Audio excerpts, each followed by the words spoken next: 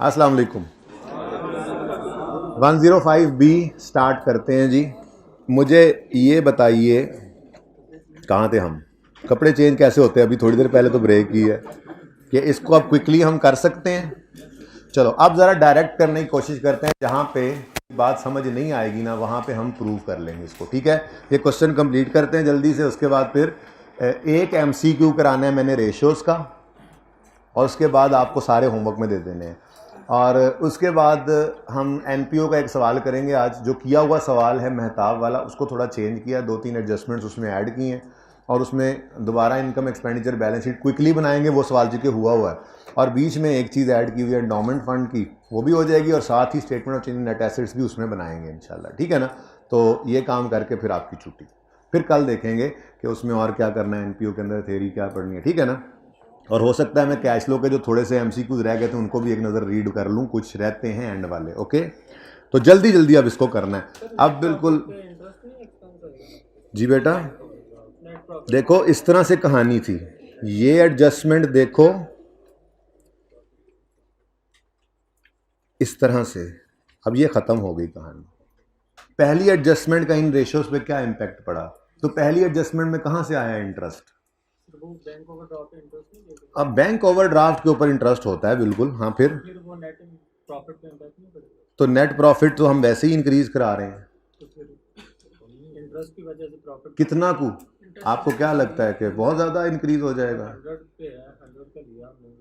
100 का लोन लिया है और एक क्रेडिटर पे कर दिया है। ठीक है, आप दूसरी तरफ देखें, आपको 5 रुपए की सेविंग भी मिल रही है। ऑब्वियस बात यही है। अब अगर जो चीज़ क्लियर नज़र नहीं आ रही है तो उसके बारे में क्या अज्यूम करोगे कि वो सेविंग इससे ज़्यादा है? एक बात और बताऊं, जो मैंने आपको कहा था कि आप BFD में जाके सीखेंगे वर्किंग कैपिटल मैनेजमेंट, उसमें आप यही डिसीजन मेकिंग करते हैं।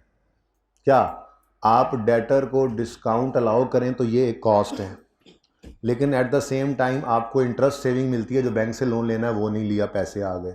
अब इसको मैच करता है फाइनेंस मैनेजर। अगर इंटरेस्ट जो बचा है वो कम है और डेटर्स को डिस्काउंट ज़्यादा दिया तो कहेगा रहने दो, डेटर को डिस्काउंट ना दो। एट द सेम मोमेंट इन्होंने ये जो डिसीजन लिया है, इसके पीछे अब दो चीज़ें हो सकती हैं भी। क्या? एक तो इन्होंने short term loan OD already पड़ा था, लिया है, वो यूज़ किया है, उस पर इंटरेस्ट पे करना है, और दूसरी तरफ उनको डिस्काउंट रिसीव हुआ है। अब अगर उन्होंने ये काम करने का सोचा है तो किस लिए सोचा होगा कि इंटरेस्ट की कॉस्ट कम पड़ रही होगी, सेविंग ज़्यादा मिल रही होगी, वरना वो इस तरह जाते ही क्यों? ठीक है, तो जो सामने बात नहीं नज़र आ रही, ऑब्वियस बात क्या नज़र आ रही है? 5% डिस्काउंट मिला है, तो बस इसको नेट प्रॉफिट के ऊपर ले लो। ओके, क्योंकि दिखाना जो सिर्फ इंक्रीज डिक्रीज है। हाँ, अगर आप यहाँ पर रीजन ऑफ वेरिएशन या इंटरप्रिटेशन कर रहे होते तो आप ये बात भी करते सेविंग है, और साथ ये बात भी करते एक्स्ट्रा कॉस्ट भी पड़ रही है, फिर रेशोज और हिसाब से 2-3 और निकलती, डाटा और होता। तो आप यहाँ पे तो एक लफ्ज़ का डाटा नहीं, ये सारा डाटा तो मैंने बनाया हो। तो इसलिए नॉर्मल अजम्पशन यही है कि वो इस डिसीजन की तरफ क्यों जा रहे होंगे, क्योंकि 5 रुपये अगर डिस्काउंट मिल रहा है तो उधर बैंक को 3-4 रुपये देने पड़ रहे होंगे, तभी उन्होंने ये डिसीजन लिया होगा, वैसे नहीं लेते। ठीक है, अच्छा मैं कैसी छेती करो, तुसी कर ली छेती। नेक्स्ट, सेल कर दो slow moving items at a price equal to cost. ओ, यानी कि आपने मिसाल के तौर पे आपने एक चीज़ 50 रुपए की खरीदी थी, जरा देख लें कितनी को फिगर है, 150 की कर लेते हैं, जरा बड़ी फिगर लाते हैं। ठीक है, 150 की चीज़ खरीदी थी, 150 की बेच दी, तो आपने एंट्री की कैश या डेटर डेबिट, सेल क्रेडिट 100 से 150 से। ठीक है, 150 से आपकी सेल बढ़ गई, और एट द सेम टाइम 150 से ही आपकी कॉस्ट ऑफ सेल भी बढ़ गई। ये दो एंट्रीज हुआ करती हैं, आपको पता है। दो एंट्रीज करके बताता हूँ, कैश या डेटर जो भी लिखना है, डेबिट सेल क्रेडिट करो। 150 की चीज़ बेची है जी, अच्छा इसकी कॉस्ट कितनी थी जी? कॉस्ट भी 150 ही थी, तो आपने कोई प्रॉफिट नहीं कमाया जी? नहीं कमाया। क्यों? बस जी ये स्लो मूविंग था, हमने कहा ये ना नुकसान ही दे जाए, तो हमने इसको जितनी कॉस्ट थी उस पर ही बेच दिया, नफ़ा नहीं कमाया, नुकसान से बच गए। ठीक है, तो दूसरी entry cost of sale debit और इन्वेंट्री क्रेडिट कर दिया आपने। ठीक है, तो ये एंट्री हो रही है अब, दरअसल ये नज़र आ रही है सबको। अब इस एंट्री के अंदर आपकी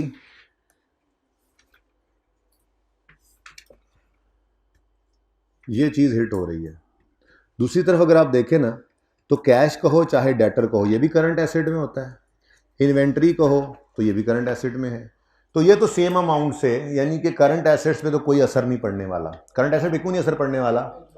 आपने उधार पे बेची है तो डेटर डेबिट, इन्वेंट्री डेटर उधर से डेबिट हो गया, इधर डेटर बढ़ गया और इन्वेंट्री कम हो गई, लेकिन है तो अमाउंट वही कॉस्ट वाली ना, ठीक है। और अगर कैश पे बेचा है तो वो भी करंट एसेट है, वो कैश बढ़ जाएगा। और दूसरी तरफ क्योंकि खामोश है, उधार पे बेची है नहीं, वैसे अज्यूम कर लेते थे उधार पे बेची हुई है। खैर हमें इससे क्या, फिलहाल हमारा मसला क्या है, हमारा मसला आना है इधर।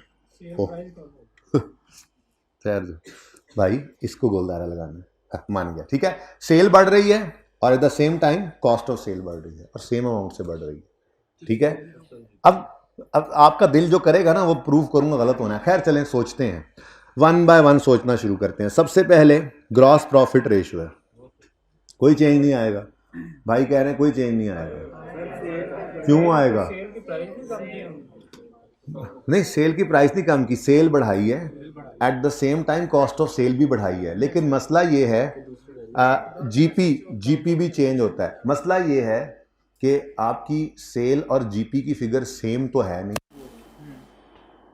अगर दोनों में डिफरेंस है तो सेम अमाउंट का चेंज भी दोनों में आने पर हमने प्रूव किया चेंज आएगा। ये सारा खपाना मैं इसी के लिए तो कर रहा था, दूसरे पॉइंट के लिए। बात समझ लेते हैं, हमारे पास मौजूद है। ये एग्जाम्पल मिटाओ, ये तो थी 1 के लिए ना, अब हम नई एग्जाम्पल बना लेते हैं। आपके लिए मैं बना लेता हूँ। आप कह रहे हैं जी हमने 150 की एक चीज़ बेची, लेट्स से मैं इसको असर डालता हूँ इस पर, ये कितना हो गया 650, और ये इसमें भी 150 ऐड करो, ये कितना हो गया 440, ये कितना आ रहा है 210, ये 210 ही है।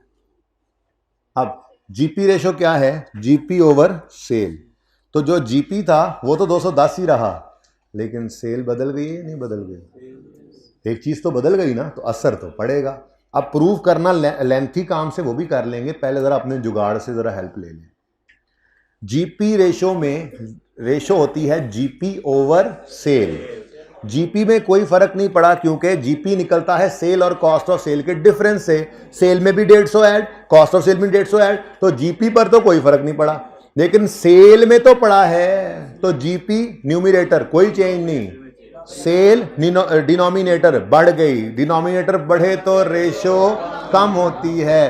पहले तो मैं यहां लिखूंगा डिक्रीज, फिर मैं आपकी बात प्रूव भी कर लेता हूं। वैसे मेरा दिल को नहीं था प्रूव करने का, प्रूव शुरू तो अब घर करना चाहिए था आपको। आप जरा इस रेशो को निकालो, जरा ऐसे कैलकुलेटर पे निकालो, 210/500 नहीं, अब करो 42% और जरा 210 सेल करो, हो गया ना कम। तो हमारा वही शॉर्टकट हमें काम दे रहा है, वरना देखो ये सारे डाटा अज्यूम करने पड़ते हैं। और ठीक है चलें अब। जैसे हमने सेल कम की है, सेल की प्राइस भी तो कम की है, पहले हम कुछ मार्जिन पे बेच रहे थे। बेटा सेल प्राइस कम की है तो पूरी सेल प्राइस ही डाल दी ना इधर। वही तो मैं कह रहा हूँ कि तो सेल प्राइस कम की है, कितनी कम की है, कॉस्ट से कम नहीं की, ठीक है। तो यहाँ पे भी बराबर अमाउंट है, यहाँ पे भी बराबर है, यही तो मतलब है इसका। डायरेक्ट ना सोच ले कि जीपी कम नहीं हो रहा जैसे सेल। यार आप डायरेक्ट सोच लो, मैंने ऐसे ही सोचना है। ये समझ आ गया, आप अल्टरनेट बता रहे हो ना, तो कोई बात नहीं, आप यू कैन कीप इट। मतलब ये समझ ना आए फिर मुझे टेंशन हो गया, मैंने समझ नहीं आई, समझ आ गई ये बात। ये सर हम इससे आगे एक स्टेप निकल गए। मैं तो कह रहा हूँ ऐसे नहीं ऐसे करें, ये अच्छी बात है, लेकिन फिलहाल इन 200 बच्चों के अंदर अच्छी बात नहीं है, कोई और कुछ और भी सोच सकता है, ठीक है। तो इसलिए सुकून से जो मैं करवा रहा हूँ वो तो कर लो, बाकी जो आपको समझ में आ रहा है वो अच्छी बात है। Okay next, net profit margin. यार ये तो बहुत आसान है, अगर जीपी डिक्रीज हो रहा है तो इसको तो सोचने की भी जरूरत नहीं है। आप आगे बढ़ते हैं।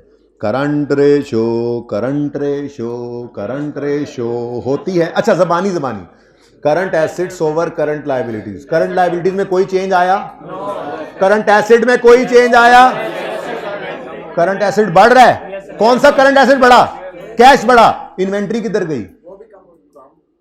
तो कोई असर नहीं पड़ा। यहां पे बता के क्या हूं, ये बताया डेटर कहो चाहे कैश कहो, ये बढ़ा, सेम टाइम इन्वेंट्री कम हुई, तो ये हुआ है। ये आपकी बैलेंस शीट में ये हुआ है, आपकी बैलेंस, यार ये तो है ही 50। चले मैं अज्यूम करता हूं कि 20 रुपए की इन्वेंट्री थी, ठीक है ना। तो 20 रुपए की इन्वेंट्री आपने बेची, तो इन्वेंट्री से 20 कम हुआ, कैश में 20 बढ़ गया। टोटल में क्या हुआ, ऊपर 30 हो गया, नीचे 55 हो गया, टोटल तो फिर भी 125 है। ठीक है, तो ऐसे भी होते हैं कि कोई इफेक्ट ना हो, जरूरी नहीं इंक्रीज डिक्रीज होना था, इसमें हमने लिखना था नो इफेक्ट। कैसा? नेक्स्ट नेक्स्ट नेक्स्ट, जल्दी जल्दी जल्दी। Stock turnover. अब स्टॉक टर्नओवर, एक दफा सोच लिया ना, वैसे भी याद हो गया होगा पर्चे के अंदर। स्टॉक टर्नओवर में क्या होता है? Cost of sale over stock. Stock कम हुआ है, स्टॉक कम हुआ है, कॉस्ट ऑफ सेल बढ़ी है। स्टॉक कम हुआ है, कॉस्ट ऑफ सेल बढ़ी हुआ है। दो धारी तलवार। मैं लिख लेता हूं, क्या पता मैं भूल जाऊं, अपनी बात कर रहा हूं, मैं लिख लेता हूं। कौन सी रेशो है? Current. Current asset over current liability, यही है ना? ओह अच्छा, sorry sorry sorry sorry sorry, cost of sale over inventory. Now inventory में 50 रुपए का डिक्रीज आया, let's say. Cost of cell बढ़ी है कम हुई है? कॉस्ट ऑफ सेल में 50 रुपए का इंक्रीज आया। इंक्रीज आया, बोलो। अब क्या असरात नजर आ रहे हैं इसके? रेशो कैसे इंक्रीज होगी? अब ऐसी कोई रेशो आ जाए ना, नहीं समझ आ रही, दोनों आ गए ना, तो फिर अज्यूम करना है यहां पे आके। ये वो टाइम है जो बचाना है बाकियों में डायरेक्ट करके। ठीक है, कोई सा डाटा अज्यूम कर लो मर्जी का, लेकिन मैंने तो सारा सवाल बनाया हुआ है ना, मैं उस पर अप्लाई कर लेता हूं। आपने सवाल नहीं बनाया होता तो आप क्या करते? कॉस्ट ऑफ सेल ऐसे ही 200 रुपए और इन्वेंट्री ऐसे ही 100 रुपए। अब इसमें +50 और -50 कर दो, और ठीक है, तो आपको असर पता लग जाएगा। चलो चेक करके देखते हैं जी। कॉस्ट ऑफ सेल कितनी है हमारी? 290। 290 में आपने 50 ऐड कर दिया। ओहो, पहले 200, अच्छा 290 इधर लिख लेते हैं। और इन्वेंट्री कितनी है? इन्वेंट्री है ही 50 की यार, और कम करो, और कम करो, जीरो हो जाएगी इन्वेंट्री। वैसे जीरो भी हो सकता है, कोई मसला नहीं। बहरहाल 30 रुपए की इन्वेंट्री बेचो। जरा डाटा मेरे सामने, आपको आप ज्यादा जूम करना ना, जो मर्जी जूम कर लो। ठीक है जी, इन्वेंट्री कितनी है? 50 की। जरा पुरानी रेशियो निकालो। 290 ओवर 50 कितना टर्नओवर का? टर्नओवर कितने टाइम्स था? 5.8। और ये जो आपने +30 -30 किया, इससे 16 टाइम्स हो गया है। अजीब बात है, अजीब बात है कि नहीं है? दोनों में प्लस माइनस हो रहा है, तो कुछ डाटा अज्यूम कर लेना। ठीक है, डाटा अज्यूम करके ये काम कर लेना, कोई मसला नहीं है। ठीक है, अच्छा अब ये बात जहन में जरूर आती है, चलो वो बात अभी जहन में नहीं आ रही तो मैं भी नहीं लाता, यहां पे लिख लो increase. Next, return on non current assets. PBIT में कोई चेंज है? नॉन करंट एसेट्स का फॉर्मूला क्या होता है? नॉन करंट एसेट्स का फॉर्मूला क्या होता है? PBIT over non current assets. अब सोच लेते हैं बैठकर। Return on capital employed, profit बढ़ा के कम हुआ, प्रॉफिट बढ़ा के कम हुआ, प्रॉफिट, अरे प्रॉफिट सेम रहा, प्रॉफिट टू सेल रेशो कम हुई थी, प्रॉफिट सेम रहा, जितनी सेल बढ़ाई थी उतनी कॉस्ट ऑफ सेल बढ़ाई थी। जीपी सेम है, जीपी रेशो चेंज हुई है क्योंकि इस रेशो के अंदर एक चीज बदल गई थी। बात समझे हो? तो प्रॉफिट में तो कोई चेंज नहीं आया। हम जीपी रेशो को तो नॉन करंट एसेट से डिवाइड नहीं करते, हम जीपी को, वैसे तो बीबीआईटी को करते हैं, ठीक है, हम प्रॉफिट रेशो को तो नॉन करंट एसेट्स पे डिवाइड नहीं करते, हम प्रॉफिट को नॉन करंट एसेट पे डिवाइड करते हैं। प्रॉफिट पे कोई असर नहीं पड़ा, ये जो एग्जांपल आपने ली थी, क्योंकि आपने कॉस्ट पर रखते हुए चीजों को बेचा। बड़ा बदतमीज था, थोड़ा सा प्रॉफिट में बिचवा देता तो आपकी ये बात भी सही हो जाती जल्दी में, लेकिन बाहर इसके अंदर नो इफेक्ट आएगा। सोचना अब घर है, सोच लेना अब घर, ठीक है। जो समझ ना आए, कल इसीलिए रखा हुआ है, आए और पूछें। जिन्होंने घर जाना था उनको ये समझ नहीं आया, वो रुक जाएं और कल आके पूछें। ओके, समझ आनी थी तुम्हें? हाँ समझ आ गई है जी। क्विक रेशो भाई, क्विक रेशो, क्विक रेशो में डेटर भी होते हैं और कैश भी होता है, ये बड़ा सुकून है। चाहे उधार वाली चीज अज्यूम करो, सेल करना है इसको, चाहे ना करो, ठीक है, दोनों ही सेम है, ठीक है ना। लेकिन आप ये बताओ, क्या आपकी करंट लायबिलिटीज़ में कोई चेंज आया? करंट लायबिलिटीज़ मेरी कितनी है? 110। क्या आपके करंट एसेट्स में कोई चेंज आ रहा है? करंट एसेट्स में कोई चेंज आ रहा है? 125। इन्वेंट्री कम हो रही है, वो भी बड़ा तेज था, उसने क्विक रेशो दी। Quick ratio is something else. Quick ratio is there, lying here. Quick ratio is here, below this line. 125 में से 50 माइनस करें तो क्विक एसेट आते हैं। क्विक एसेट्स में इंक्रीज आया और जो माइनस करने वाली चीज है उसमें डिक्रीज आया। मैं क्विक एसेट्स निकाल के दिखा देता हूं आपको। क्विक एसेट्स पहले हुआ करते थे 75 माइनस 50 कितने? 75 बनता है टोटल, सॉरी 125 माइनस 50 कितने? 75, सॉरी 75 के क्विक एसिड्स थे, अब वो हो गए 95 के। बल्कि ये प्लस क्या हुआ, 125 में से अब माइनस कर लो ना, 125 में से अब माइनस 30 होगा तो कितना आता है? 95। क्विक करंट एसिड चेंज नहीं हुए थे, क्विक एसिड चेंज हो गए। क्विक एसिड बढ़े हैं कि कम हुए हैं? बढ़े हैं। करंट लायबिलिटी में कोई चेंज नहीं आया। ये डायरेक्ट से भी काम चल जाता है, न्यूमरेटर बढ़ा तो रेशो बढ़ जाएगी। ठीक है बच्चों, अब आपके लिए ये मौका है, आप इसको जाके तसल्ली से देख लें। ठीक है, बाकी देखें, लेट से आपको कोई एक आध इसमें से समझ नहीं भी आता तो कोई बात नहीं बच्चों, 17 नंबर थे, 13-14 तो सही कर ही जाओगे। ठीक है, इंशाल्लाह सही कर जाओगे। तो बहरहाल कल मैं देख लूँगा।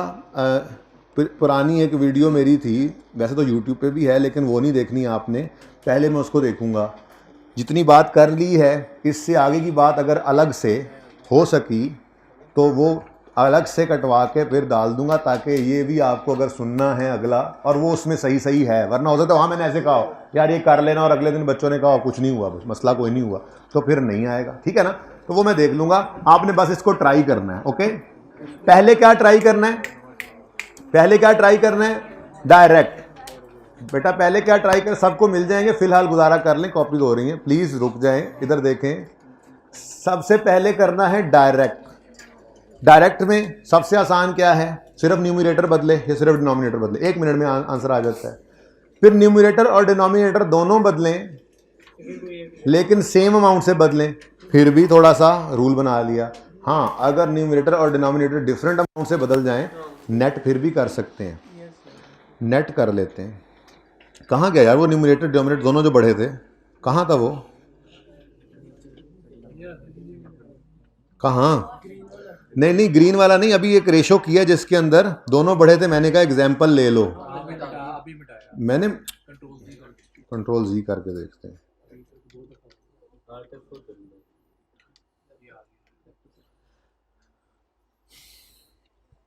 काम वही कर लें।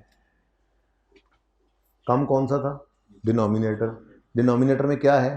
डिक्रीज। ये कौन सी रेशो है वैसे बाय द वे? कौन सी देख रहे थे? Stock turnover. अच्छा जी, डिनोमिनेटर में क्या आया है? डिनोमिनेटर डिक्रीज हो तो इतनी मुसीबत में पड़ने की बजाय हम डायरेक्ट भी कर सकते हैं। तो कोशिश क्या करनी है? डायरेक्ट करें। जहाँ फंस जाएं वहाँ पे फिर ऐसा काम करें, लेकिन कोशिश करें ना ही करें। और चेक तो करें ज़रा, डायरेक्ट करके कितने सही होते हैं। जो एक आधा गलत हो फिर उसको जाके तसल्ली से देख लेना, वो भी अभी के लिए। पर्चे में तो ज़रूरत नहीं है, पर्चे में जो हो गया गलत हो गया, अल्लाह की मर्जी।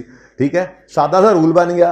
न्यूमरेटर और डिनोमिनेटर अगर अकेले हैं फिर तो सुकून है, और अगर दोनों सेम अमाउंट से हैं तो फिर भी आपने ये रूल अपनाना है, और अगर दोनों डिफरेंस हैं तब भी यही रूल अपनाना है। मसला क्या है? ठीक हो गया? चलो अच्छा जी, तो ये अब कर लेंगे इंशाल्लाह।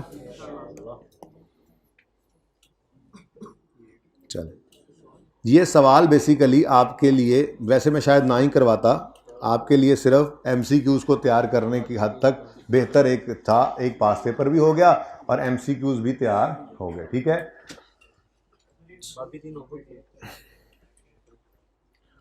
मैं लिख देता हूँ बाकी के आंसर्स भी। ठीक है, मैं वैसे तो मसला सिर्फ इसमें ही आना था, इसका ट्रीटमेंट चेंज हुआ है, बाकी आंसर्स में कोई मसला होना नहीं चाहिए। कोई है कहीं पे कोई और कैश डिस्काउंट की बात कहीं हो रही है? हो रही है? 0.3 में, चलो 0.3 के आंसर्स भी फिर मैं फटाफट लिख देता हूँ, ज़रा चेक कर लो, बुक में यही है, मैं घर से जो लिख के लाया उनको छोड़ो, ज़रा चेक कर लो, ज़रा बुक में यही है, आंसर को ओपन कर लो, फिर प्रूव आपने करना है। डिक्रीज डिक्रीज डिक्रीज, ये इस वजह से बता रहा हूँ बेटा क्योंकि सेटलमेंट डिस्काउंट का ना ट्रीटमेंट बदल चुका है। पहले सेटलमेंट डिस्काउंट अलाउ यानी कि डिस्काउंट अलाउड एक्सपेंस होता था, अब सेल में से नेट होता है।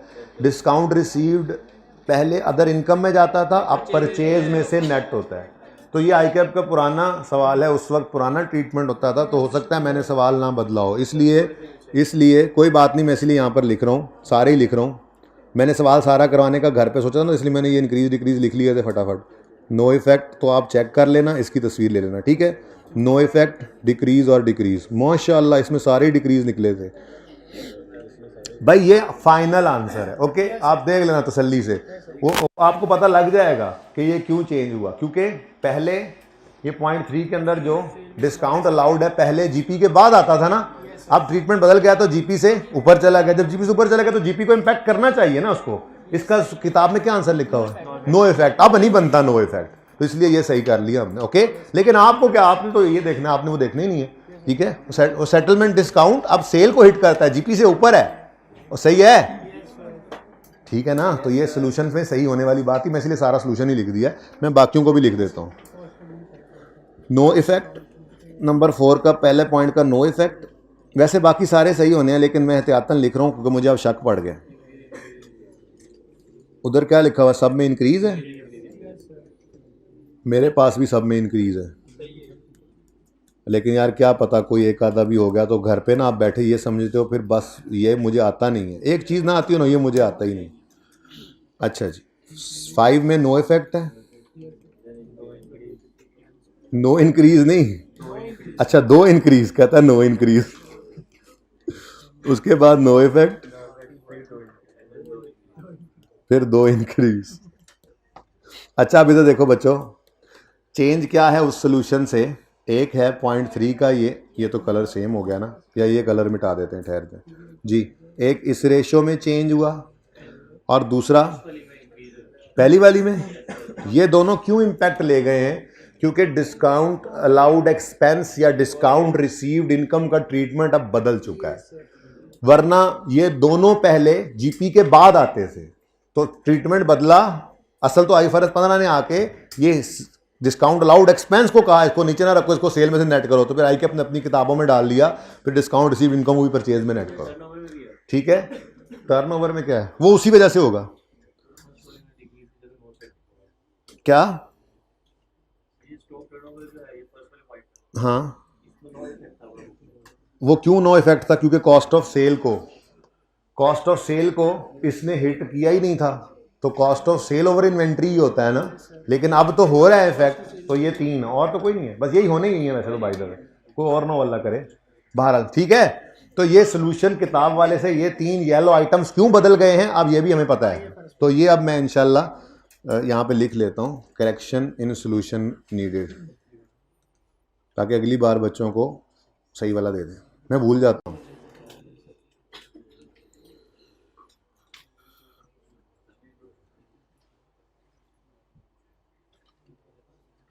समझ ही जाएंगे फिर, बाकी तो हम समझ ही जाएंगे ना, है ना। ऐसे ये 3 चीज़ें चेंज करनी है, ओके चलो। अच्छा जी, अब ये सवाल पूरा कर लीजिएगा और ये सोल्यूशन की तस्वीर ले लें, फिर भी दे दें तस्वीर, हालांकि मैंने बता दिया, वो आप वहाँ पर सही भी कर लीजिएगा अपनी किताब में, ओके।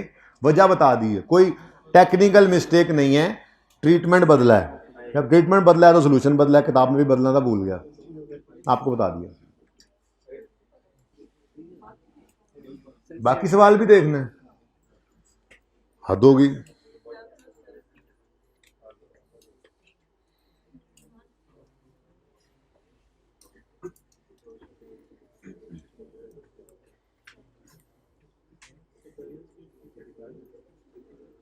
और ये भी जी हमने देखना है जी, ये भी।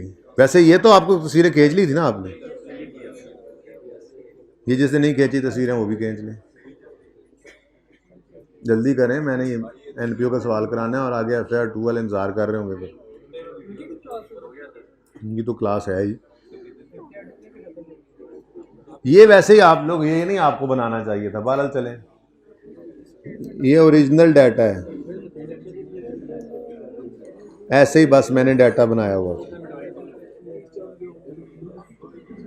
जिसने देखना भी हो तो इसको देखकर डिसीजन ज़रूर ले ले, लेकिन ऐसे ना करे, वो समझते रहे कौन से पॉइंट के लिए था। तो ये डाटा था, इसमें अपने हिसाब से चेंज करते। ओके,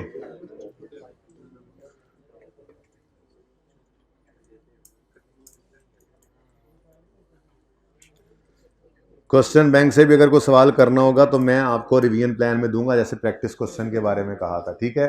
पास पेपर्स को तो अब हमने तगड़ा कर लिया है। एक आज नई दुनिया भी देखी हमने।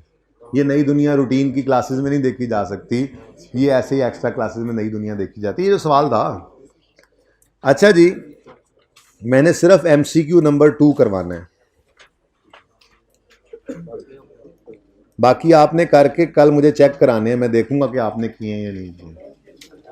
अच्छा सुने, MCQ 2 में ना एक कॉन्सेप्ट है, उस कॉन्सेप्ट को देने से पहले मैं आपको पेज नंबर बता दूंगा बाद में। 796 है वैसे, पहले ये देखें, मैं तो 700 से हटा हूँ।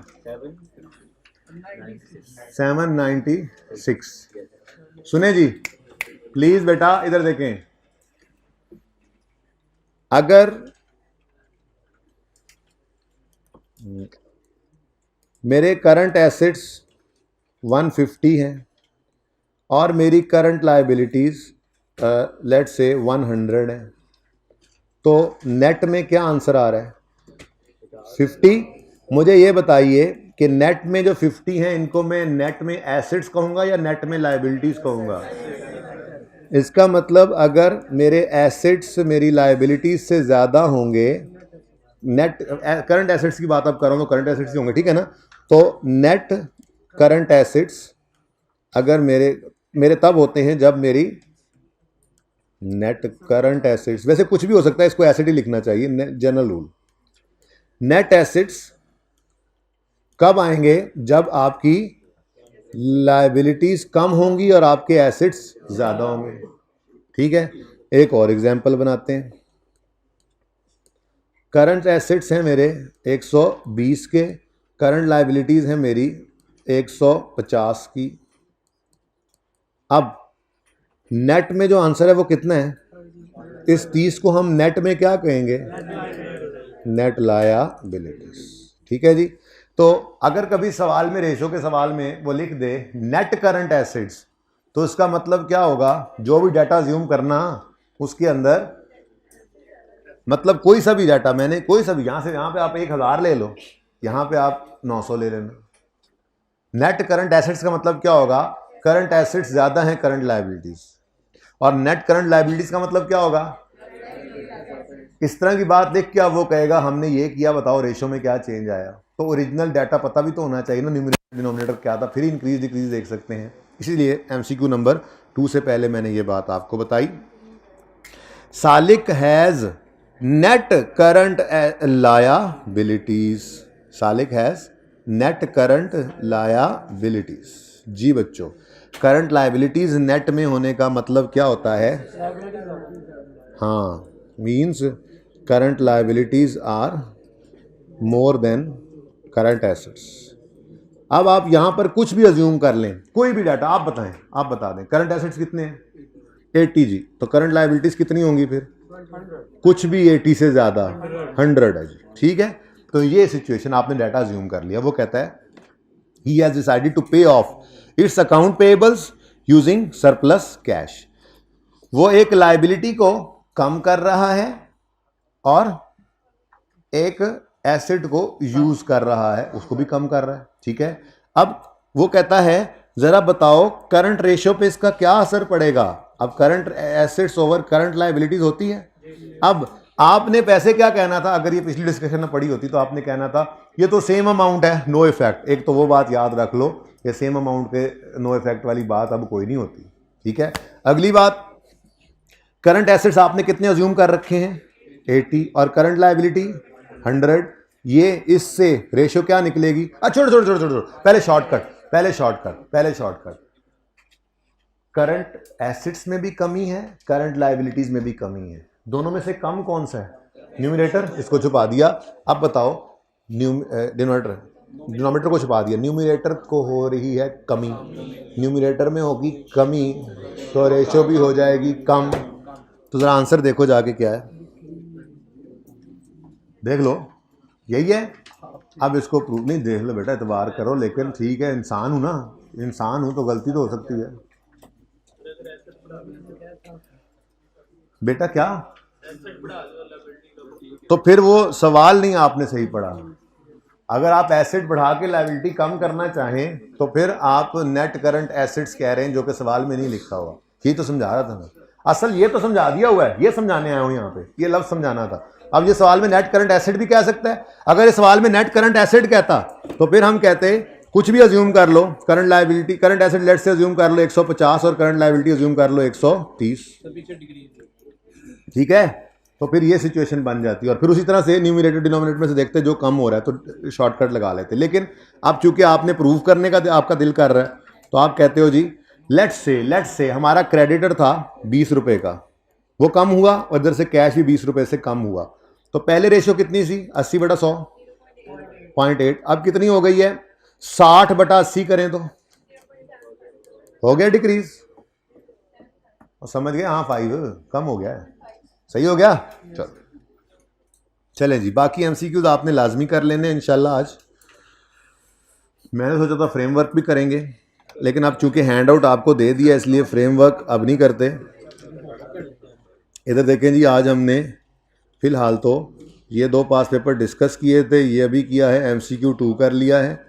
क्वेश्चन 1 टर्म टेस्ट 2, इसका सोल्यूशन अब तो पहुंच गया हुआ। ये कब से लिखा था कि आपको इसका सोल्यूशन दिखा दूंगा, तो उसका सोल्यूशन ज़रा देख लें। सिर्फ एक क्लास को दिखाया था, एक को नहीं दिखाया था, इसलिए बाकी भी देख लें।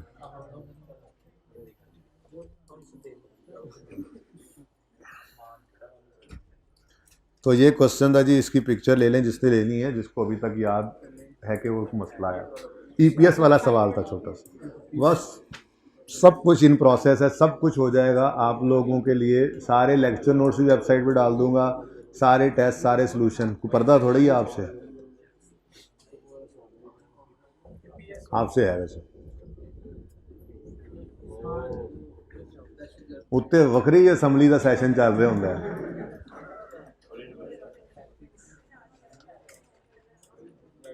जी सही है सर जी।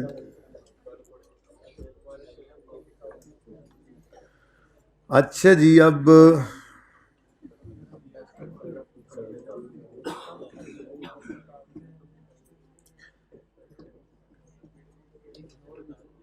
ये ना, अब जो चीज़ें रहती हैं ये अब कल मैं बताऊंगा, है तो 1-2 मिनट की बातें, ठीक है। अब मेरा दिल है कि ये सवाल कर लें।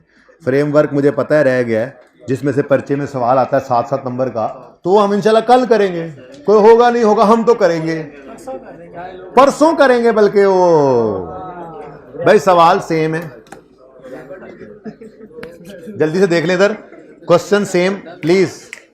क्वेश्चन नया बनाने की बजाय सेम क्वेश्चन इसलिए रखा, बेशरम आदमी बिल्ली की शक्ल सामने बना के तुम हंस रहे हो, एक बंदे को बिल्ली बना के। सवाल इसलिए सेम रखा है कि इस सवाल में पुरानी चीज़ों को समझने ना बैठ जाए। देखो, capital work in progress, cash at bank, medicine closing है, तो फिर आगे कंज्यूम भी आ रहा है, ये सब पढ़ा हुआ है ना हमने, ठीक है। स्टॉक क्लोजिंग आ रहा है तो कॉस्ट ऑफ सेल या कॉस्ट ऑफ कंज्यूम्ड होगा, ठीक है। उसके बाद एसेट है, उसकी रिडक्शन है, फिर अदर एक्सपेंसेस हैं, पेएबल्स हैं, रिसर्च कॉस्ट है, रेस्ट्रिक्टेड फंड है ओपनिंग पे, फिर सैलरीज हैं। ये लाइन यहाँ से मिस हो गई है, ये लाइन यहाँ पे लगा लेते हैं, और उसके बाद सैलरीज और अदर इनकम आ गई।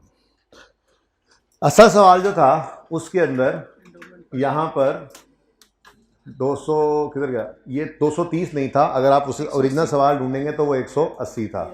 इसके अंदर 2 चीज़ें सवाल ने बताई थी आईकैप ने, तो हमने एक चीज़ और भी बीच में डाल ली यहाँ पे, एंडोमेंट फंड। ब्रेकअप बताया गया पॉइंट 1 में, ब्रेकअप ऑफ 230 क्या है, 120 का हॉस्पिटल फंड है, ये वही पुराना सवाल का हिस्सा, नई चीज़ ताकि ना सीखें। 60 वही रिसर्च फंड है जो पहले भी था, ताकि उस तरफ ना जाए, और ये नई चीज़ डाल दी हमने।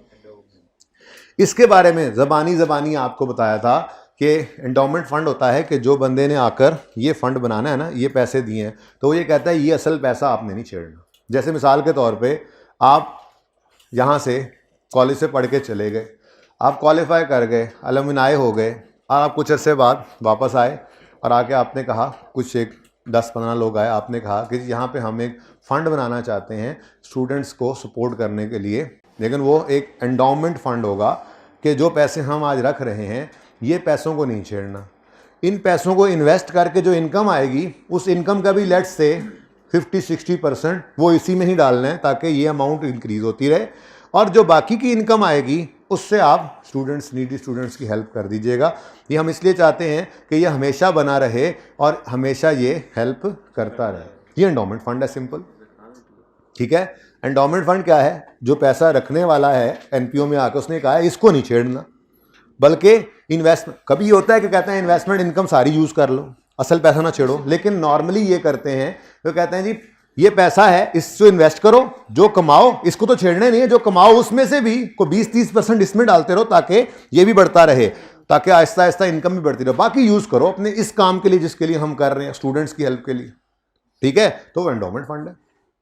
तो सवाल इसलिए रखा ताकि ये हो जाए 15-20 मिनट में, बाकी काम तो हुआ वो जो था, ठीक है। नेक्स्ट नई चीज़ क्या आई यहाँ पर? सिर्फ 2 चीज़ें थी, आज भी 2 ही हैं। Contribution received include 55 million and 26 million for construction of hospital and endowment, ये एक ही था, पॉइंट देख लोगे आप जाके।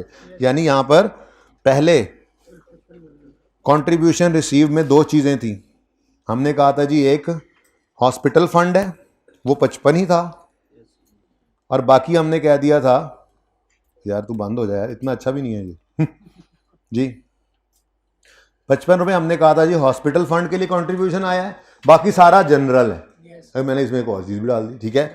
वो आज क्या है जी, एंडोमेंट फंड के लिए कंट्रीब्यूशन कितना आया है? 26, तो ये तो एंडोमेंट फंड में जाएगा, और बैलेंसिंग ये 200 चला जाएगा आपकी इनकम्स में, इस पर कोई रिस्ट्रिक्शन नहीं है। ये आहिस्ता आहिस्ता ना थ्योरी पढ़ा रहा हूँ आपको बेसिकली, ठीक है। ये क्या मैंने बोला, ये रिस्ट्रिक्टेड है, ये भी रिस्ट्रिक्टेड है, और ये अनरिस्ट्रिक्टेड जिसको जनरल हम कहते हैं, ठीक है ना। ये डोनेशन कंट्रीब्यूशन कह रहे होते हैं इसको, ठीक है। अच्छा, इसी तरह से ये फंड्स हैं, ये रिस्ट्रिक्टेड है, ये रिस्ट्रिक्टेड है, और ये, और किधर गया जनरल, किधर गया वो अलग पड़ा, सॉरी, ये रिस्ट्रिक्टेड है, ये भी रिस्ट्रिक्टेड है, ये भी रिस्ट्रिक्टेड है। एक्सटर्नल रिस्ट्रिक्शन होती है इस पर, बाहर किसी बंदे ने आके लगाई हुई, ठीक है। ये इंटरनली रिस्ट्रिक्टेड होता है एक तरह से, ठीक है। एक्सटर्नल भी हो सकता है, मसला नहीं है, लेकिन ये नॉर्मली इसके अंदर हम जो मूवमेंट होती है, मूवमेंट इन रिजर्व्स की तरह से दिखाते हैं, मूवमेंट इन नेट एसेट्स, ठीक है।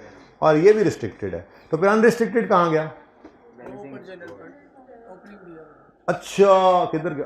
अच्छा कर, अच्छा ये पड़ा है जनरल फंड, ये है अनरिस्ट्रिक्टेड। ये कौन सा होता है जी फिर? अनरिस्ट्रिक्टेड। ये हम थ्योरी साथ साथ पढ़ रहे हैं, क्योंकि हम आपको पता है थ्योरी ऐसे नहीं पढ़ते कि हम थ्योरी को जब ना पढ़ना शुरू कर दें। थ्योरी मैं आपके लिए पढ़ रहा हूँ, थ्योरी थ्योरी, ये देखो, खेड़ी नहीं, लइये वाले तुम्हें खेड़ी का ही ख्याल आता है। खेड़ी आप समझते हैं? वैसे खेड़ी समझते हैं? मेरी बड़ी पसंदीदा जूती है, मुझे बहुत पसंद है। मैं अब उसका एक मसला है, उसकी वजह ये है, तू ताड़ियां बजा रहा है, तू ताड़ियां बजा रहा है। उसकी वजह ये है कि यहाँ पे खड़े होते वो दर्द होने लगता है, बहुत ज़्यादा खड़ा होना पड़ता है, वरना मैं बहुत ज़्यादा पहना करता जब स्टूडेंट लाइफ में था। ओके, मुझे कोई चीज़ याद आई थी, मैंने दिखानी थी। हाँ इधर देखो बेटा, इधर देखो, थ्योरी में आप लोगों के लिए पढ़ रहा हूँ, पढ़ पढ़ के मैं ये कर रहा हूँ, पढ़ पढ़ के मैंने लुट मचाई हुई है सर है। ये देखें, यहां से शुरू हुआ है काम, ये भी नहीं है, जो चीजें नहीं है वो निकाल रहा हूं, जो हैं वो पढ़ा रहा हूं। अब आपको नहीं पता, बीच में और चीजें निकल जाएंगी, ये चीजें गई, ये गई, ये गई, ये कुछ आ रही हैं, कुछ जा रही हैं, कुछ आ रही हैं, कुछ जा रही हैं, कुछ आ रही हैं, कुछ जा रही हैं, कुछ आ रही हैं, कुछ जा रही हैं, कुछ आ रही हैं, कुछ जा रही हैं, कुछ आ रही हैं, तो वो ना आपके लिए काम चल रहा है, आपने उस पर नहीं परेशान होना, वो आपको पढ़ा दिया जाएगा इंशाल्लाह with the passage of time. अच्छा, कहां थे हम? यहां थे हम। Next, the other income includes investment income of 6 million which is externally restricted to be added to principal amount of endowment fund. ठीक है। 6 मिलियन इन्वेस्टमेंट इनकम में से इन्वेस्टमेंट इनकम कहाँ पड़ी है? अदर इनकम में है। 15 में से 6 जो है वो रिस्ट्रिक्टेड है, रिस्ट्रिक्टेड है। ये एंडोमेंट फंड में जाएगा, ये इनकम में नहीं लेके जाना। बाकी कितना बच गया उसके बारे में उसने कुछ नहीं बोला। There is no other restriction on other income. ठीक है जी, बाकी फिर ये चला जाएगा इनकम्स में। शायद ये पूरा 15 हमारे असल सवाल के अंदर चला गया था, आज नहीं जाने दिया, पकड़ लिया इसको। ठीक है, तो तरीका भी समझ। ये सवाल करने का ज़्यादा फायदा यही है कि कंपैरिजन हो रहा होता है कि हाँ उधर ऐसे किया था, देखो अच्छा ये चेंज आया, बस ये चेंज आया। ठीक है, अच्छा। उसके बाद during the year MH also receive construction material having fair value of 65। जब भी कोई मटीरियल रिसीव करना है तो वो मटीरियल फेयर वैल्यू के ऊपर आपने रिकॉर्ड करना है। अब वो इन्वेंट्री बनता अगर आपने ये मटेरियल बेचना होता, लेकिन चूंकि ये आपने बेचना नहीं है बल्कि अपनी बिल्डिंग में लगाना है, तो बिल्डिंग डेबिट जो कि कैपिटल वर्क इन प्रोग्रेस में थी, तो हमने यही काम किया था, capital work in progress debit. और हाँ, ये रिस्ट्रिक्टेड कंट्रीब्यूशन है, इसलिए इनकम नहीं बनाया, फंड में डाला। नाम क्या रखा था इसका? मेरा दिल आज ये है कि मैं ना कोई लेजर ना बनाऊं इनका, डायरेक्ट मैं चेंज इन इक्विटी की तरह से चेंज इन नेट एसेट्स बनाऊं, वहां पे डेबिट क्रेडिट करें। ठीक है ना? अच्छा जी, तो ये तो सारे आ जाएंगे ना उस statement of changes in net asset is nothing, changes in equity है बस। वहां पर चेंज इन इक्विटी वो प्रॉफिट सीकिंग ऑर्गेनाइजेशन की इक्विटी होती थी, शेयर कैपिटल एक column, share premium, retained earnings, reverse surplus. आपके सिलेबस में बस इतना ही है और तो कुछ नहीं है, जनरल रिजर्व आ जाए। ठीक है, यहां पर नाम बदल गए तो बस वही चेंज इन इक्विटी की का नाम भी बदल दिया, चेंज इन नेट एसेट्स कह दिया और उसके कॉलम्स का नाम बदल गया। जनरल फंड अनरिस्ट्रिक्टेड जिसको कहते हैं। फिर स्पेसिफिक फंड्स के अंदर हमारे पास research fund, endowment fund. Building तो निकल गया था ना, बिल्डिंग बन गई थी तो उसको डेफर्ड लायबिलिटी बना दिया था। ठीक है ना, तो वो फंड में नहीं रहे इंशाल्लाह। ओके, ये बिल्डिंग फंड दो ऑप्शंस हुआ करेंगे। एक नेट एसेट्स में रखो, नेट एसेट्स का मतलब क्या है? लायबिलिटीज से ऊपर रखो, लायबिलिटीज से ऊपर। अभी यहां पर फॉर्मेट बनाएंगे। ठीक है, लायबिलिटीज से ऊपर रखें, मतलब जहां जनरल फंड आ रहा है, जहां ये रिस्ट्रिक्टेड फंड्स आ रहे हैं वहां पे रखें। और दूसरा है लायबिलिटीज में आकर लिखें, जिसको हम डेफर्ड ग्रांट जैसा ट्रीट करते थे। डेफर्ड इनकम कोई भी हो, डेफर्ड डोनेशन है, डेफर्ड क्या है? ये कंट्रीब्यूशन है, डेफर्ड कंट्रीब्यूशन का नाम दिया जाता है इसको। और डेफर्ड इनकम, अभी इनकम नहीं बनानी तो फिर ये डेफर्ड इनकम है।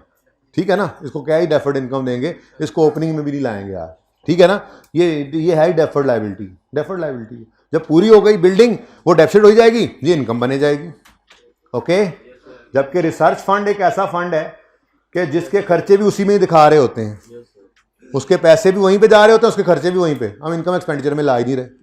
एंडोमेंट फंड तो वैसे ही बड़ा सख्त वाला, सख्त नहीं, सेकंड फॉर्म सख्त वाला है कि वो तो असल पैसों को भी नहीं छेड़ने दे रहे, सिर्फ थोड़ी सी इन्वेस्टमेंट इनकम डालने देते हैं उसमें, और बाकी कहते हैं सिर्फ यूज करो, आपको और इन्वेस्ट छेड़ने नहीं देना। ठीक है, अच्छा, तो इसका मतलब यहां से कुछ निकलना कोई नहीं है। अच्छा जी, आगे बढ़ें।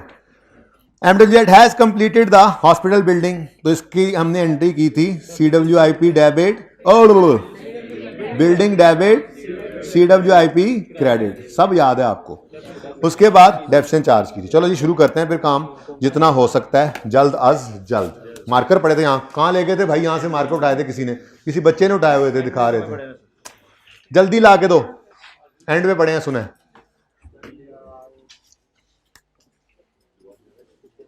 ये कौन यहाँ पे लेके बैठा हुआ था मार्कर्स? यहाँ पड़े थे तो तुम्हारे हाथ में थे, फिर कहाँ गए यार? देख लो यार, ऐसे ना किया करो यार। यार अब मार्कर ये नहीं चलेगा,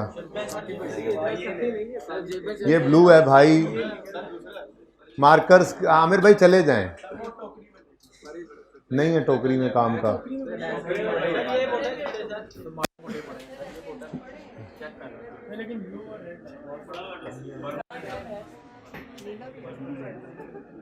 ऑनलाइन वालों मैं नजर आ रहा हूं, तुम लोग ऑनलाइन वाले हो यार। चलें शुरू करते हैं, जब तक जल्दी से ले आए, वैसे इन्होंने चलना कोई नहीं है। अच्छा जी, अब बड़ा ऐसे बस फॉर्मेट बनेगा। इनकम एक्सपेंडिचर में इनकम्स और एक्सपेंसेस, फिर बैलेंस शीट आएगी, बैलेंस शीट के अंदर फंड्स आएंगे, फंड्स में ओपनिंग क्लोजिंग आज नहीं करना, ये वही लेवल अब आ गया है। बचपन में पढ़ा था बैलेंस शीट में opening capital plus net profit less drawings is equal to closing capital. बड़े होकर अब बैलेंस शीट में लिखने लग गए आप share capital, share premium, retained earnings, revaluation surplus. वो आते कहाँ से हैं? Statement of change in equity closings. तो यहाँ पे आज चेंज इन नेट एसेट्स बना रहे हैं, तो यहाँ मूवमेंट्स क्यों शो करें? ठीक है, यहाँ पे तो सिर्फ हमारे पास जो चीज़ें आनी हैं उनके बैलेंसेज आएंगे। हमारे पास एंडोमेंट फंड आएगा, हमारे पास रिसर्च फंड आएगा, हमारे पास जनरल फंड आएगा। यही करते हैं ना, काम वही करना है, ओपनिंग प्लस क्लोजिंग। लेकिन जो जनरल फंड था आज उसको भी चेंज इन इक्विटी में ले जाएंगे, जैसे कैपिटल के साथ करते थे। Opening capital plus net profit less drawings को हम ले गए थे statement of change in equity के अंदर शेयर कैपिटल के कॉलम में, वही काम करना है। ठीक है, तो यहाँ पे बैलेंसेस लेकर आएंगे जी। किधर कैसा? अभी सवाल देखो, सवाल क्या कह रहे हैं? सवाल ये वाला नहीं देखना जो अभी दिया वो देखना है, उसकी रिक्वायरमेंट देखो। स्टेटमेंट नेट एसेट्स बनानी है, जब वो बनानी है तो फिर वहीं पर करेंगे ना सारी मूवमेंट। ठीक है, ओके। लायबिलिटीज यहां पर आ जाएंगी, उसके बाद एसेट्स, मैं शायद सिर्फ जरूरत की चीजें लिखता जाऊं। ठीक है, अच्छा अब शुरू करते हैं काम को। जो नई चीज रिक्वायर्ड है आज वो है statement of changes in net assets. वाह शौकीना चलो, statement of changes in net, पहली बार लिखने सर नाम तो पूरा लिख दें। Statement of changes in net assets, ये नाम बदला है बस, ट्रीटमेंट वैसे ही है, फॉर्मेट वैसे ही है। यहां पर बना करती थी statement of changes in equity जब प्रॉफिट सीकिंग ऑर्गेनाइजेशन थी, आज वही statement changes in net assets बन रही है। ठीक है, तो वहां पर आया करते थे column share capital, share premium, retained earning, revaluation surplus. यहां पर हमारे कॉलम्स बनेंगे जनरल फंड,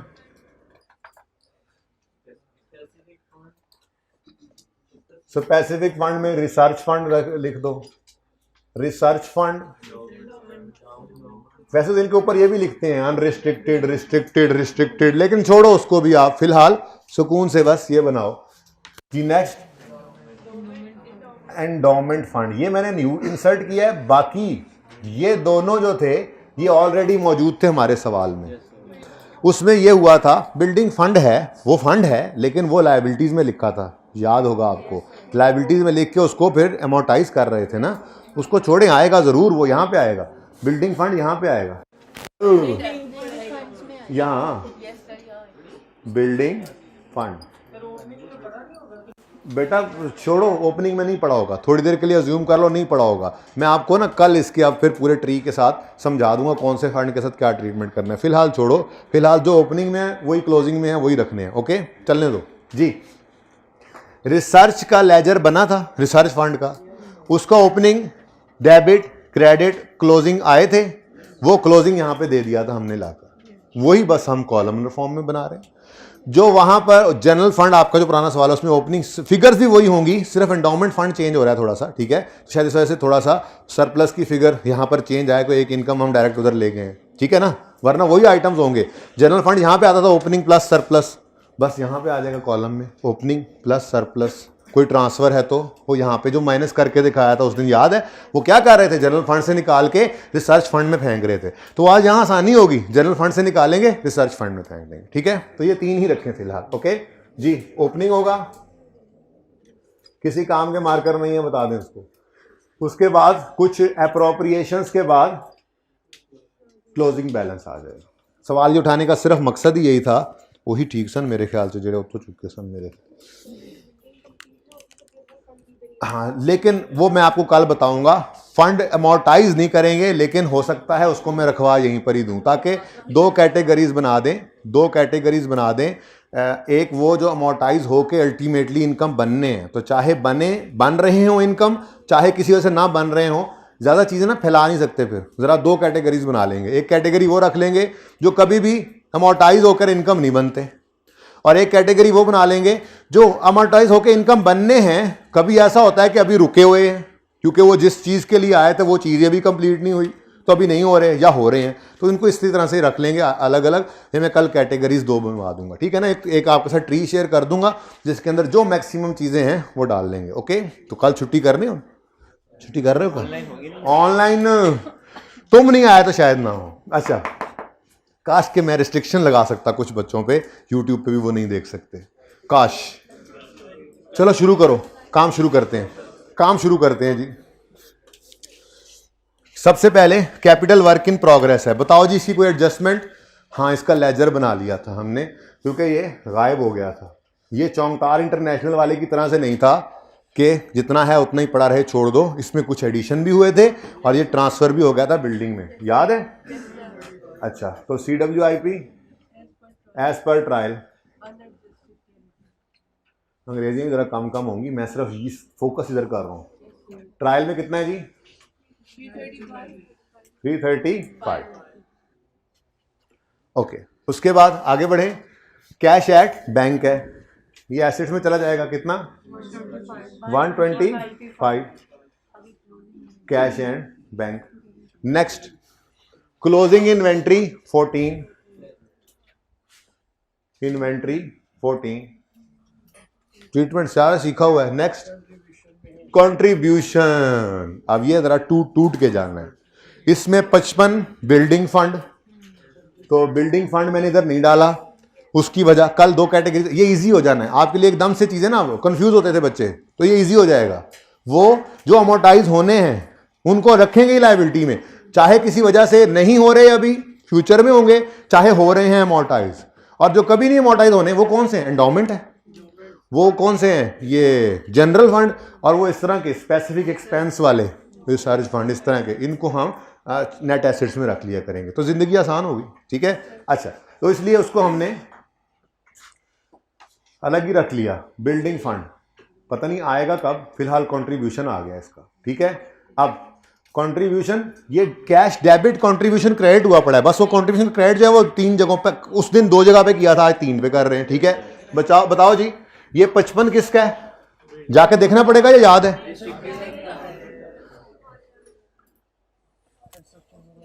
ये 55 हॉस्पिटल का, 26 एंडोमेंट का, तो बाकी फिर जनरल। 55 कैश जो डेबिट हुआ पड़ा है उसका क्रेडिट इनकम में ना दो, इधर दे दो, ओपनिंग शोपनिंग भी आ जाएगा। ये कंट्रीब्यूशन आ गया, कितना? 55। ठीक हो गया।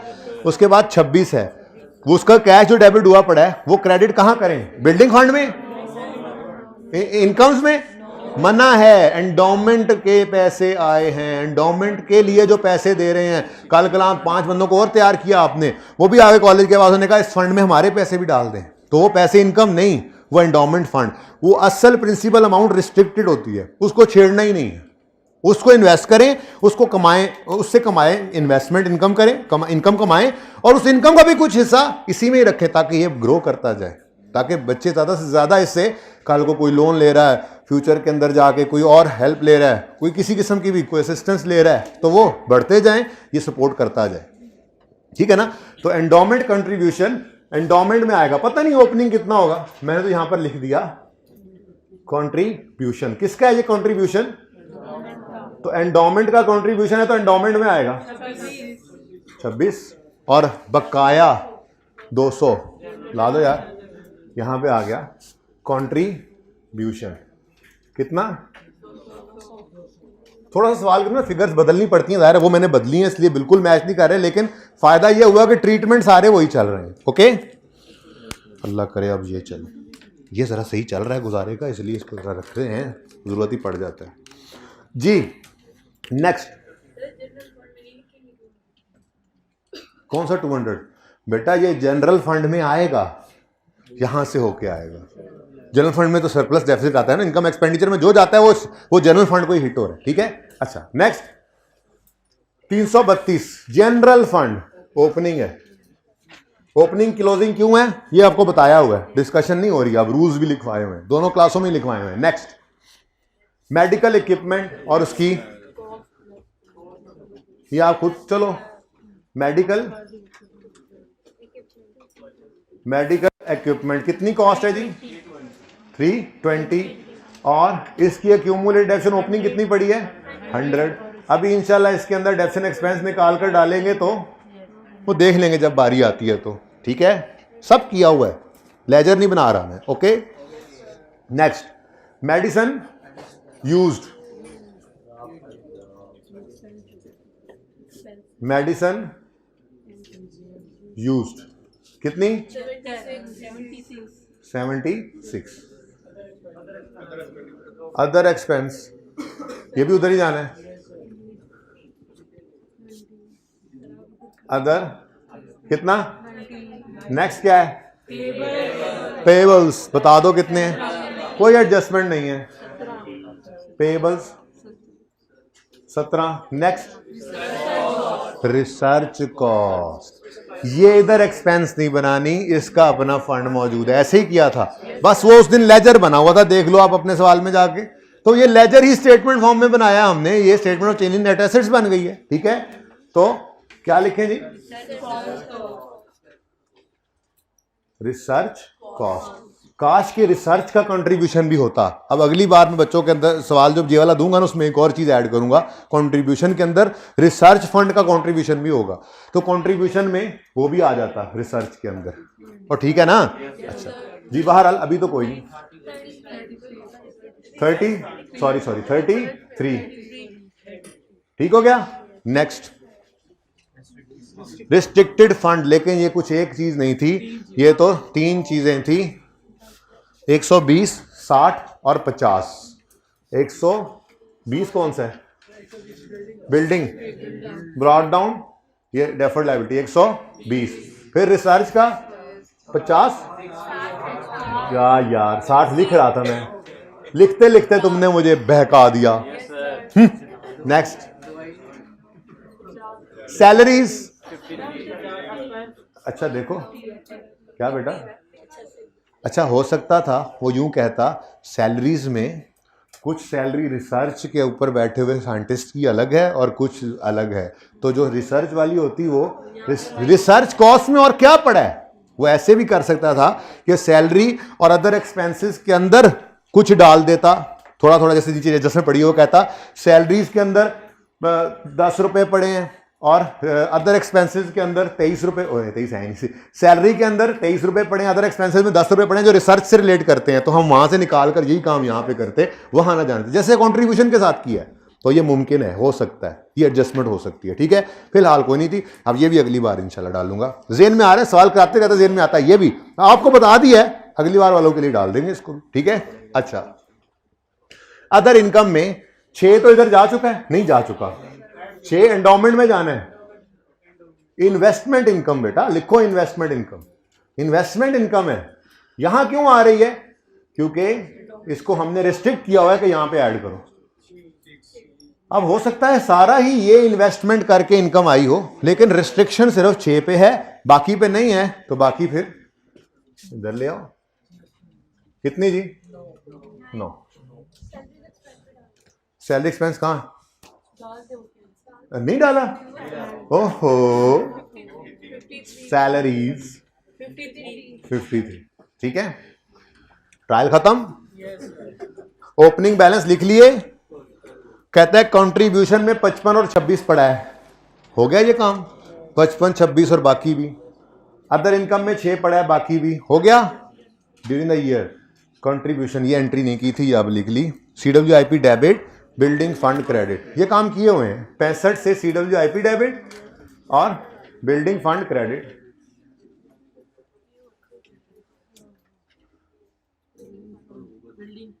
बिल्डिंग फंड, ठीक हो गया। नेक्स्ट पॉइंट, ओ बिल्डिंग कंप्लीट हो गई है 1 अप्रैल को, बिल्डिंग कंप्लीट, वैसे उधर लिख लेते हैं, आज उधर लिख के देखते हैं डायरेक्ट। हॉस्पिटल बिल्डिंग आ गई है यहां पर, यहां से निकलकर credit CWIP, debit hospital building, hospital building कितना जी? क्यों लेजर बनाएं? जहां पे बचत हो बचा लें, ठीक है ना। चलो अब क्या रह गया? थक गए हो क्या? अभी तो फ्रेश होने का टाइम आया था। डेप्रीसिएशन। चलो पहले बिल्डिंग की डेप्रिसिएशन करते हैं। डेप्रीसिएशन ऑफ बिल्डिंग क्या लाइफ गिवन है या रेट? 400 का 5%, लेकिन ये कितने महीने? यकम अप्रैल को कंप्लीट हुई है। 9/12। सारा सवाल किया हुआ दोबारा कर रहे हैं जी। 15 से डेप्शन एक्सपेंस डेबिट, ऐसे ही जरा ऐसे जैसा बन जाए। अक्यूमुलेटेड डेप्रीसिएशन, साल के शुरू में कोई नहीं थी ना, ये आ गई। कितना आ गया?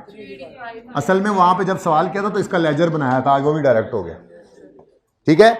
उसके बाद मेडिकल इक्विपमेंट पे रेट ऑफ डेप्शन क्या है? तो 320 माइनस 100 करोगे 10% रिड्यूसिंग बैलेंस है ना, तो बुक वैल्यू आ गई।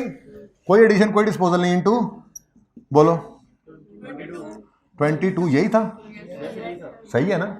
22 से डेप्शन एक्सपेंस डेबिट, अक्यूमुलेटेड डेप्रीसिएशन 190। लो जी एडजस्टमेंट्स भी खत्म हो गए। करते हैं, हाँ साथ ही करना है, साथ ही करना है। ये इस वक्त रोक के कहना चाहिए था आपको, ये रुकने का, इसका इंतजार नहीं करना चाहिए था। आपने गलत किया, नहीं मुझे बताना चाहिए, नहीं अच्छा गलत किया मैंने जी। बिल्डिंग फंड मैंने अच्छा नहीं समझा कि आपको इस पे जाने दूं, क्योंकि ये आपने पर्चे में याद रखना है। जैसे ही बिल्डिंग डेप्रिसिएट हुई है अब करो उसको साथ ही अमोर्टाइज जी। कितना है टोटल? टोटल पता तो लगे कितना है।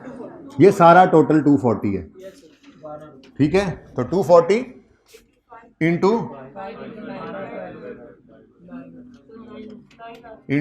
9/12, ये 9, हाँ तरतीब से एंट्री करो।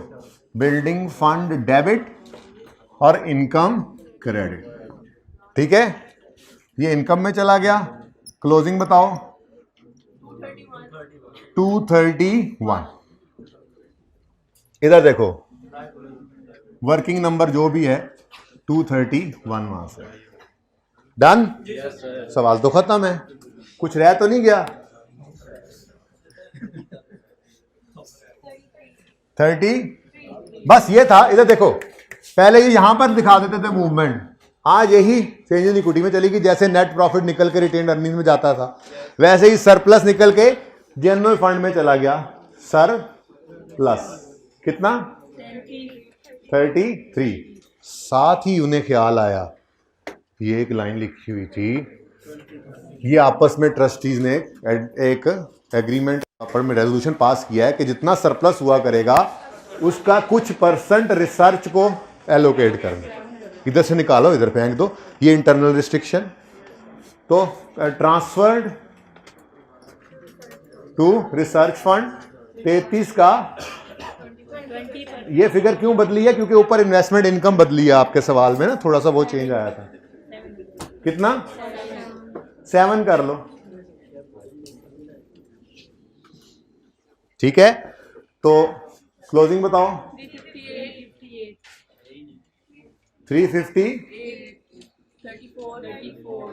34 और 82।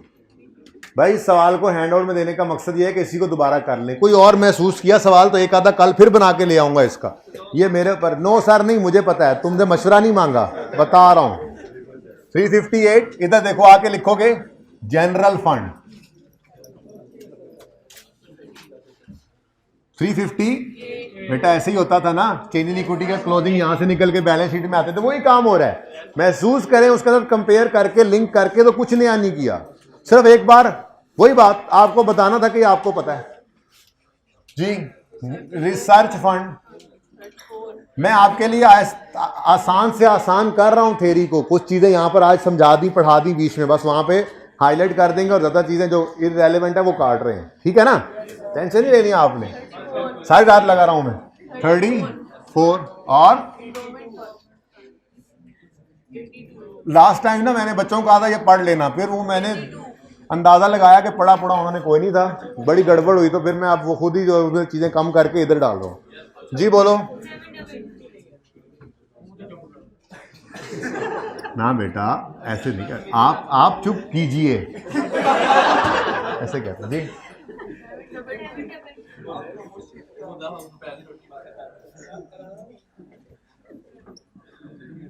और सही है, कुछ रियायत नहीं गया क्या? आप रह गए? सही है। कितना था? 120।